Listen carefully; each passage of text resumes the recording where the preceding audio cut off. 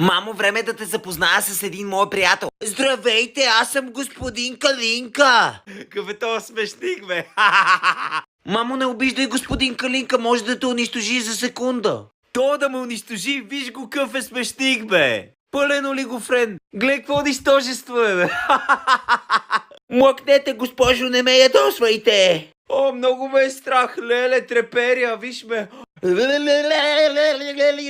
Мамо, предупредихте, сега си активира суперсилите, ще те унищожи. Какви суперсили, изглежда, че се едно ще пръдне.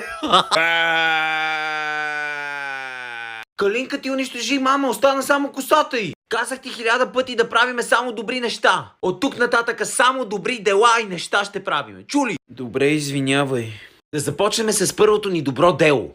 Какво ще е то, гадинка? Да обереме някоя банка. Хайде да тръгваме. Идвам. Майко.